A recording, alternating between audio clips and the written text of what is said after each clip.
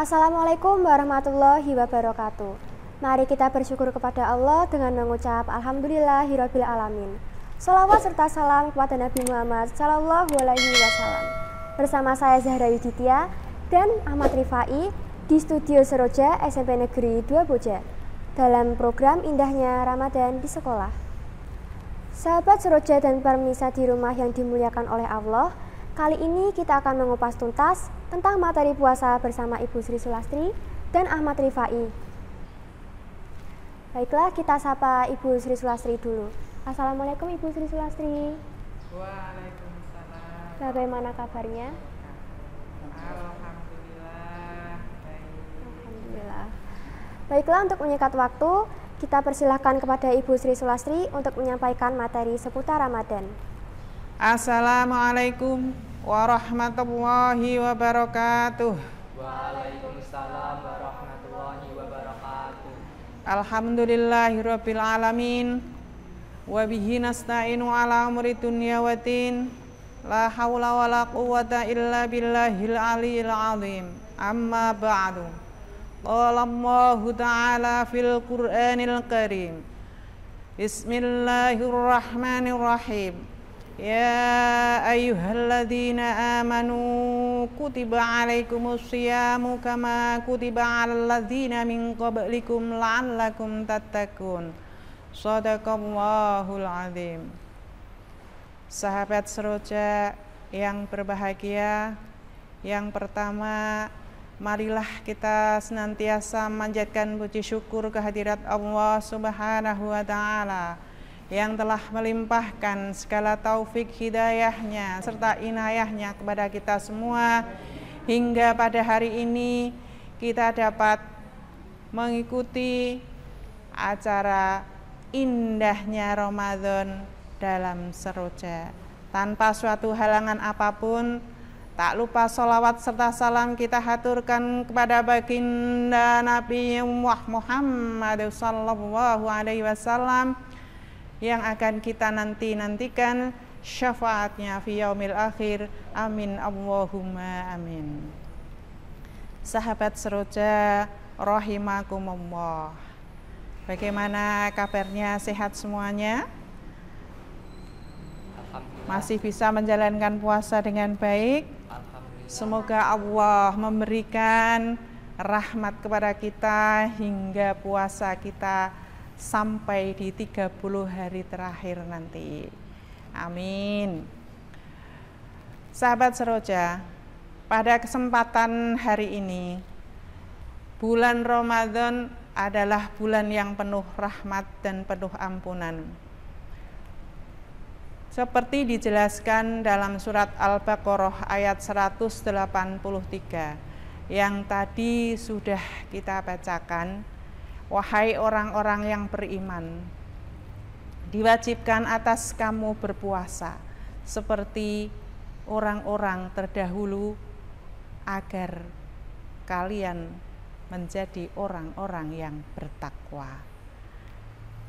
Membahas tentang puasa, mari kita kemas kata puasa dengan 5 huruf, satu kata yang terdiri dari 5 huruf, yaitu pertama, kata puasa itu saya ambil dari kata pahala karena puasa itu adalah intinya pahala. Setiap nafas kita di bulan Ramadan itu adalah pahala. Setiap amalan kita di bulan Ramadan adalah pahala. Maka saya ambil kata pahala di sini. Pahala dari kata bahasa Sangsekerta, kita ambil dari bahasa Sangsekerta. Kemudian dari bahasa Arab berarti ajrun. Ajrun itu artinya adalah pahala. Pahala adalah merupakan intinya di bulan Ramadan nanti, karena di bulan Ramadan itu terdapat beberapa hal, di antaranya adalah itu adalah ukhuwah. Ukhuwah itu artinya ada syiarnya. Kalau dari kata bahasanya, ukhuwah itu adalah bersaudara. Dijelaskan di dalam Al-Quran, innamal mu'minuna ikhwatun fa aslihu baina akhawaikum. Maka di situ selama bulan Ramadan yang terjadi, ukhuwah Islamiyah sudah terlihat ketika mulai kita menyambut marhaban ya Ramadan. Itu adalah pahala sudah terdapat, persiapan mempersiapkan diri secara fisik dan psikis di bulan Ramadan itu sudah juga merupakan satu pahala. Ketika mulai tarawih berjalan, itu pun sudah terlihat ukhuwahnya. Banyak sekali di masjid-masjid penuh, anak kecil berlari ke sana kemari, orang yang tua juga datang pengen menyambut bulan Ramadan. Ukhuwahnya terlihat sama sekali, terlihat sangat-sangat terlihat. Mereka datang berjauhan dari rumah menuju ke masjid, itu sudah merupakan satu ukhuwah. Setiap langkah kita menuju masjid pahala, kembali ke pahala intinya Ramadan. Kemudian itu saya ambil dari sholat sedekah. Di bulan Ramadan itu ada kepasan, samping sholat. Sholat itu ada sholat yang istimewa. Apa itu sholatnya? Sholat tarawih. Apa itu sholat tarawih? Sholat tarawih itu adalah sholat yang dikerjakan hanya pada malam bulan Ramadan dan tidak ada di bulan-bulan yang lainnya. Ada selain tarawih, ada qiyamul lail.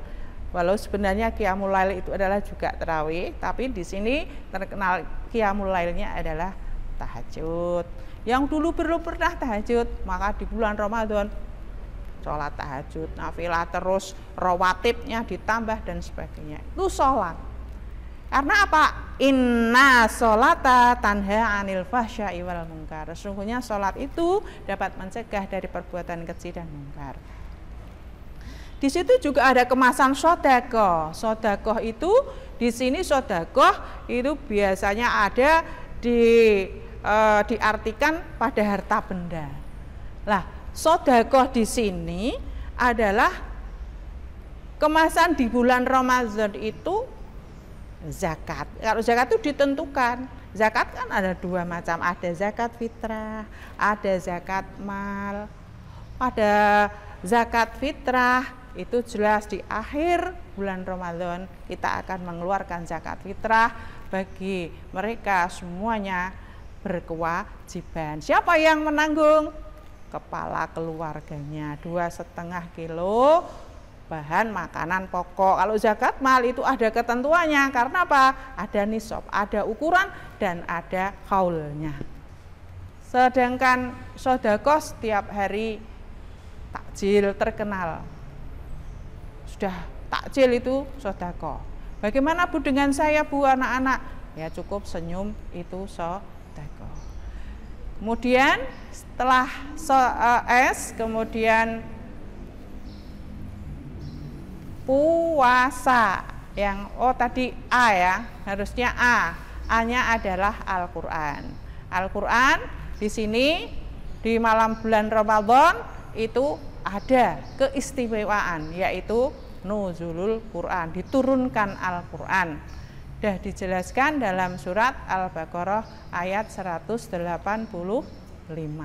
Pada surat Al-Baqarah ayat 185 itu dikatakan bahwasanya Allah telah turunkan Al-Qur'an di bulan Ramadan. Nah, Al-Qur'an itu artinya adalah secara bahasa bacaan, sedangkan secara istilah Al-Qur'an itu adalah suatu bacaan wahyu Allah yang diturunkan kepada Nabi Muhammad melalui malaikat Jibril sebagai mukjizat dan siapa yang bacanya adalah merupakan pahala. Maka kembali lagi ke pahala. Isinya Al-Quran, isi kandungan Al-Quran itu ada 6. Di antaranya adalah berisi tentang tauhid, ibadah, ada juga akhlak, ada juga hukum, ada sejarah, dan ada yang menjelaskan tentang ilmu pengetahuan. Dari isi kandungan Al-Quran yang ada, kalian tidak hanya sekedar membaca, tetapi silahkan dipelajari, dibaca, diketahui isi kandungannya, dan diamalkan dalam kehidupan sehari-hari. Karena Allah turunkan Al-Quran itu dengan perjuangan yang sangat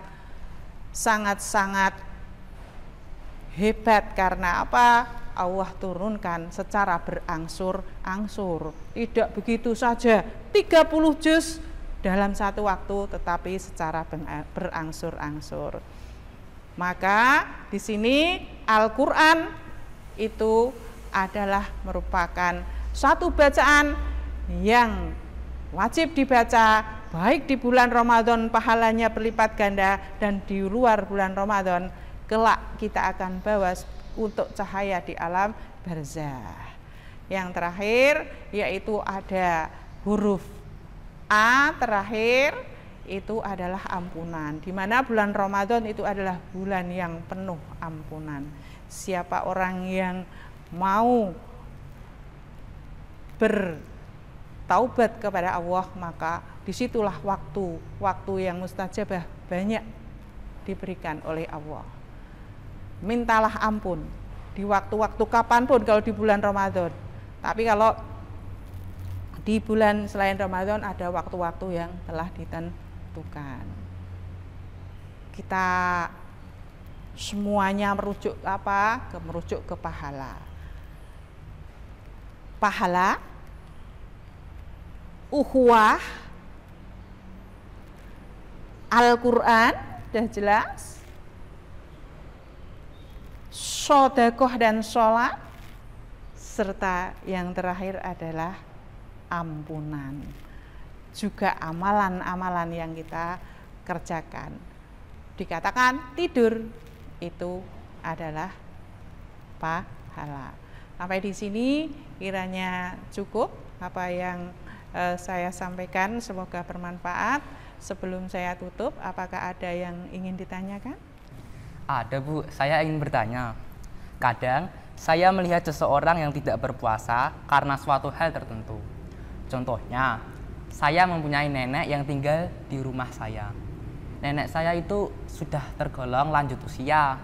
Saya tuh heran, kenapa nenek saya itu tidak melakukan puasa, padahal nenek saya itu bisa dikatakan mampu untuk melaksanakannya.